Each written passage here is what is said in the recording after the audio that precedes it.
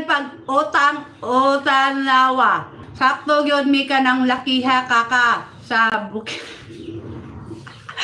Wala yo, which is tinuod man pod. O tinuod yun na sila, mga the reason makarelate yun. Kabalo ka, ang tao, dili na magyaw-yaw kung wala na siya pinagdaanan. Kaya kamo mga walang pinagdaanan, ayaw mo pang judgmental.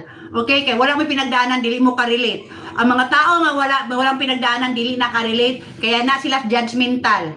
Kaya na sila ang ginatawag ng judgmental, kaya wala pa nila naagyan. Pero ayaw mo kampanti mga tao nga wala yung pinagdaanan, okay? Kaya mo abot yun na sa inyong sarili nga maka-encounter gyud mo ginana nga mga tao nga makapausab mismo sa inyong dagan sa inyong kinabuhi. Kay once gani nga moagi tanang tao ha, tanang tao moagi the same thing. Only ang nakadiferensya lang is it will happen in different times sa atong life. Paminaw jud ani akong yaw-yaw karon kay mura na ko pastora diri nagyaw-yaw. Okay? Okay, ang ako yung ginayaw-yaw diri is based on my true story. Okay?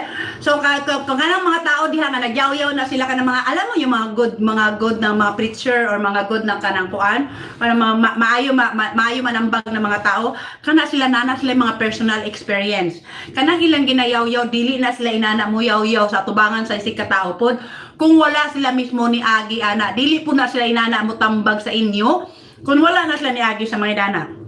Karon, tanawan ninyo ang mga judgmental nga tao. Kanang mga judgmental nga tao, igo na lang na sila magsig panaway, judge, panaway. It's because wala pa sa ila na hitabo. Okay? It doesn't mean na wala sa inyo na hitabo karon sa ito, bata pa mo or tigulang pa mo. Actually, mga tigulang sa gara. Kabantay mo, ang mga tigulang gahilom na ng tanan sa mga pangitabo. Kiniagi na sila tanan. But during their 40s, kanang mga tigulang karon na naghilom na lang na sila diya, I'm sure na tanan mga experiences sa life ni abot na silang kinabuhi kaya naghilom na sila. Kinsay saba ang kaning 20s o kaning nasa mga 40s. Kay kaning mga 20s na ay mga 20 years old na mga babae na mga tao nga niagi na sila og mga sitwasyon like mga inani nga sitwasyon. While katong naiuban nga wala pa niagi during 20s, naiuban na na-experience na nila as early as 20s. And then katong wala pa niagi, mo to sila mga judgmental, mo to sila hinawayon, mo to sila nagsalitang patapos like mirisyan na niya nabuntis ng inana. No. Karon sa pagkahuman naglawgaw sa Ginoo atong kinabuhi atong nagka-experience og mga sitwasyon at the age of 20 karon after atong sitwasyon she's never na the same person, di ba? Dili na siya the same person, guys. Karon the situation changed her into good, okay, for good. Unya katong nagsigig judgment, katong nagsigig panaway blah blah blah, didto na pud sa iya nahitabo. O naman mo nang ginatawag ko karma, dili na kita tinuod ng karma kay kitang tao tanan naga-cycle rata. It doesn't mean na nahitabo sa iya din na mahitabo sa imo ha. Mas una lang sa iya nahitabo. Imo mo hapak gyud si mo kung kato nagsigigyaw-yaw sa 20s na sige judges. Unya pag abot ang 40 mo nahitabo sa iya ha. So katong nahitabuan na mingon na lang to nga sa una sa 20 years old ko grabe kay na siya grabe kay na siya makajudge sa kuha o karon karma o mo na lang na ikatubag atong ayang gijudge sa unang panahon o tanawa ang kita mga tao cycle rata, guys. Okay, guys, cycle ra gyud ta, guys. Kay mas maayo na tong buhaton dita magyaw-yaw, di ba? Dita mag ano-ano. Kay kung kana siya nga tao karon nga imong kana imong tao karon nga imong minamaliit nimo, ha?